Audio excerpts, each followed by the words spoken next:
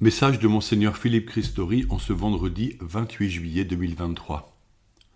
Marie se leva et partit avec empressement.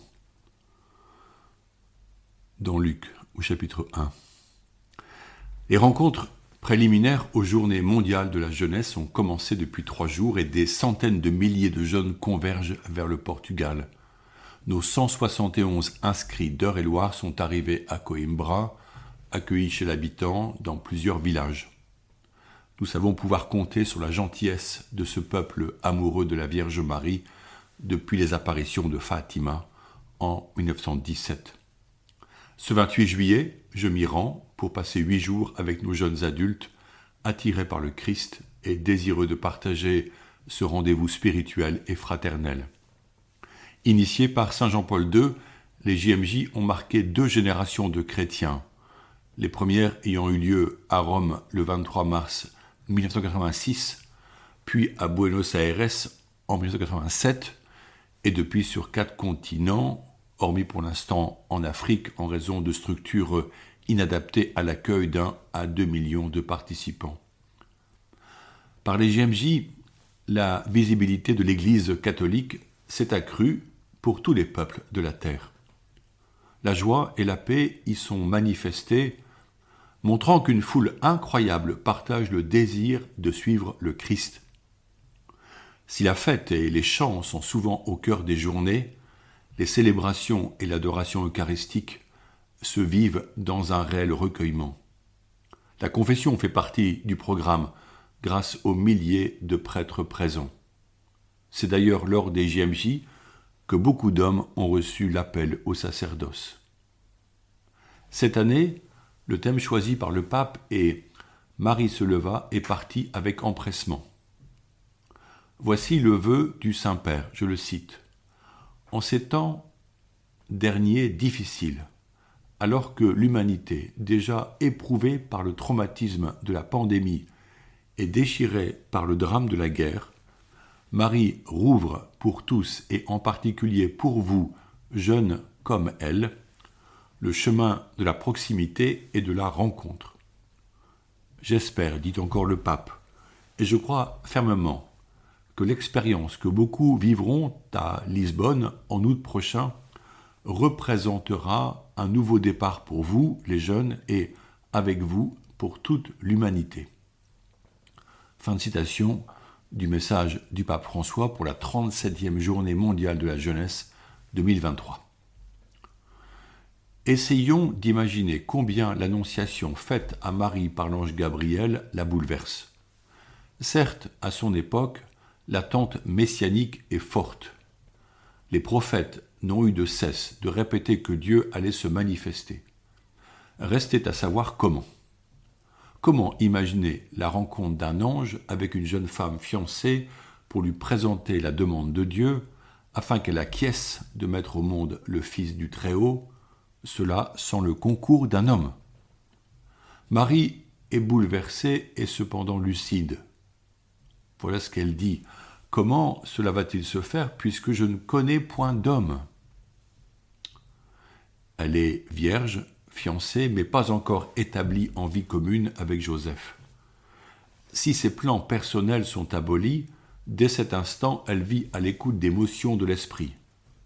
Malgré tous les risques, elle donne son oui à l'ange. À l'annonce de la grossesse de sa cousine Élisabeth, âgée, elle se lève et se met en route vers une ville lointaine pour la soutenir jusqu'à la naissance. Elle part ainsi 3 mois, jeune femme frêle et enceinte du futur Messie, pourtant déterminée dans sa tête et forte dans son cœur. Saint Augustin disait que Marie est plus disciple que mère de Jésus. Jésus est encore en son sein lorsqu'elle décide qu'il lui faut suivre l'appel de Dieu, se lever et partir en hâte pour servir Élisabeth.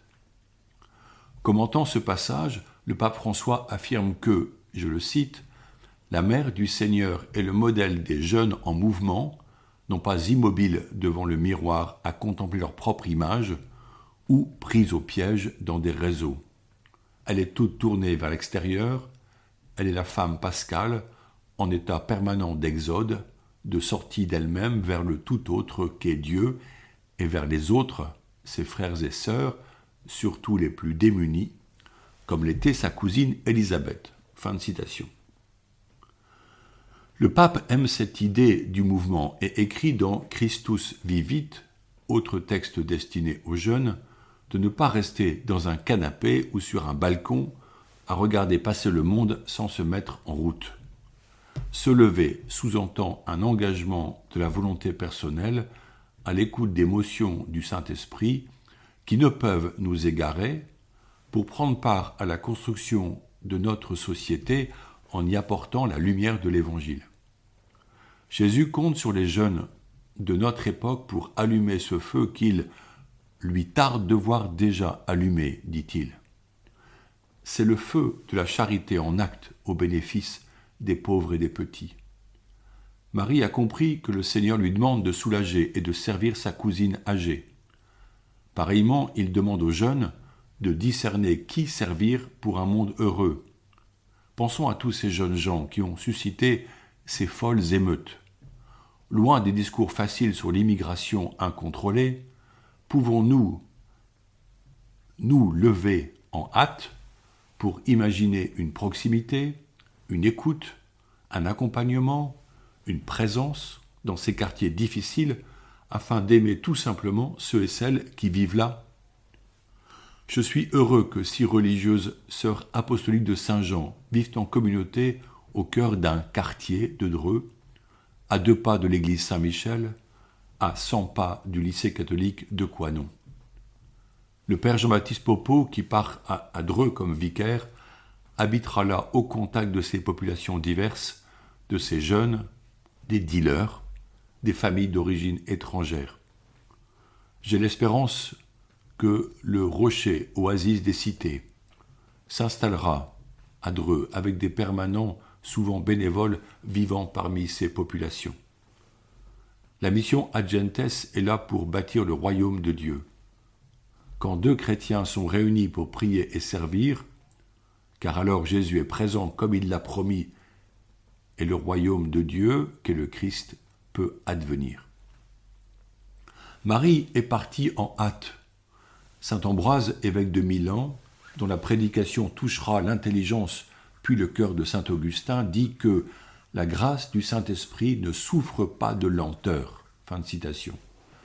Aussi le pape François ajoute que la hâte de Marie est donc la sollicitude du service, de l'annonce joyeuse, de la réponse prête à la grâce de l'Esprit Saint. Certes, devant les besoins des hommes de notre temps, nous devons nous arrêter pour réfléchir aux projets d'entraide, avec qui les réaliser, comment les financer. Cependant, parfois vient le temps de la folie, le temps de partir sans regarder en arrière pour nous mettre au service. C'est plus le privilège des jeunes de tout quitter, même une situation professionnelle, pour participer à un projet un peu fou aux yeux des hommes, comme la coopération au nom de Jésus-Christ durant 2 années dans un pays lointain. Qui n'ose pas ne goûtera jamais la joie d'une telle aventure humaine et spirituelle.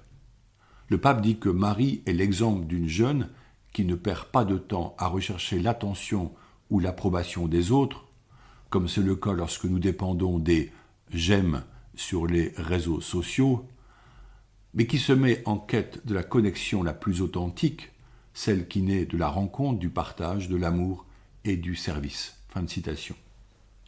Sûrement, lors des JMJ, beaucoup de jeunes femmes et de jeunes hommes seront interpellés par l'Esprit pour faire ce choix de l'amour et se mettre au service des autres.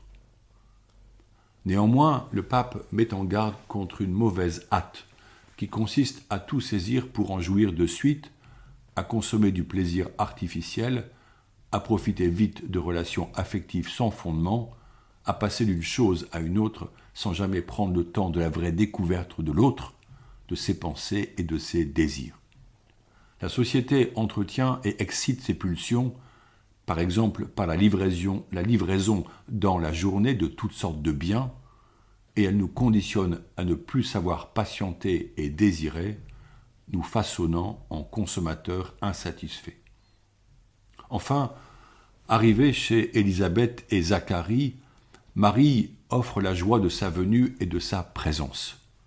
Les deux enfants attendus dans le ventre maternel se rencontrent mystérieusement et jubilent ensemble, et cette joie est ressentie par les mères qui entrent dans la louange du Magnificat. La vie chrétienne est faite de rencontres, parfois inattendues, comme Jésus et Zachée, comme Pierre et l'estropié de la belle porte du temple, comme Philippe et l'eunuque éthiopien, comme Pierre et le païen romain Corneille, etc. Ces rencontres sont autant d'occasions pour laisser passer de manière invisible l'esprit qui rassemble les êtres humains, lesquels peuvent alors goûter la joie véritable de la fraternité et de la communion. Cela, nous l'expérimentons dans l'évangélisation de rue par ces touches de bonheur, quand la rencontre n'est plus seulement dans l'écoute mutuelle, mais dans la communion profonde des cœurs. Je vous invite à prier pour nous qui sommes au Portugal, afin que ces journées portent un fruit de conversion, de fraternité, d'engagement radical à la suite de Jésus. Notre société a besoin de sa lumière et c'est par chacun de nous qu'elle peut rayonner jusqu'aux cercles les plus ignorants de sa présence. Je vous propose de reprendre avec vous la prière de saint Charles de Foucauld qui rejoint beaucoup les jeunes. Mon Père, je m'abandonne à toi. Fais de moi ce qu'il te plaira. Quoi que tu fasses de moi, je te remercie. Je suis prêt à tout, j'accepte tout, pourvu que ta volonté se fasse en moi, en toutes tes créatures. Je ne désire rien d'autre, mon Dieu.